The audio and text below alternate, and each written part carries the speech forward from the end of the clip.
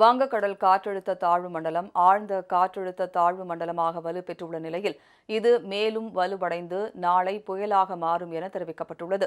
வடகிழக்கு பருவமழை காரணமாக தமிழகத்தில் கடந்த சில நாட்களாக மழை பெய்து வருகிறது. இந்நிலையில் தென்கிழக்கு வங்கக்கடல் பகுதியில் உருவான காற்றழுத்த தாழ்வு பகுதி நேற்று காற்றழுத்த தாழ்வு மண்டலமாக வலுப்பெற்றது. வடமேற்கு திசையில் நகர்ந்து வரும் இந்த காற்றழுத்த தாழ்வு மண்டலம் ஆழ்ந்த காற்றழுத்த தாழ்வு மண்டலமாக வலுப்பெற்றுள்ளது.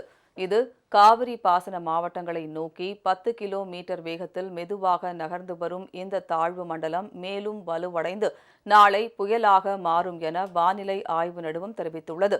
இதன் காரணமாக இன்று காவிரி பாசன மாவட்டங்களில் அதிகனமழையும் ஒரு சில இடங்களில் கனமழை முதல் மிக கனமழையும் பெய்யும்.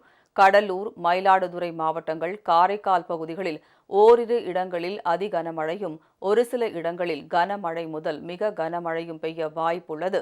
அதிகனமழை எச்சரிக்கை விடுக்கப்பட்டுள்ள மாவட்டங்களுக்கு சிவப்பு எச்சரிக்கை விடுக்கப்பட்டுள்ளது. விழுப்புரம், கடலூர், அரியலூர், தஞ்சாவூர், புதுக்கோட்டை, சிவகங்கை, ராமநாதபுரம், திருச்சி, பெரம்பலூர், கள்ளக்குறிச்சி, செங்கல்பட்டு மாவட்டங்களில் கனமழை பெய்யும் என்றும் தெரிவிக்கப்பட்டுள்ளது.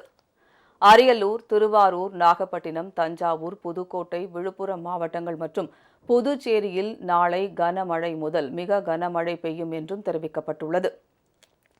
ராமநாதபுரம், சிவகங்கை, திருச்சி, பெரம்பலூர், கள்ளக்குறிச்சி, செங்கல்பட்டு, சென்னை மற்றும் காஞ்சிபுரம் மாவட்டங்களில் கனமழைக்கு வாய்ப்புள்ளதால் ஆரஞ்சு எச்சரிக்கை விடுக்கப்பட்டுள்ளது. மன்னார் வளைகுடா, குமரி கடல், தமிழக கடற்கரை பகுதிகள், தெற்கு வங்கக்கடல் பகுதிகளுக்கு அடுத்த 5 நாட்களுக்கு மீனவர்கள் செல்ல வேண்டாம் என்றும் அறிவுறுத்தப்பட்டுள்ளது.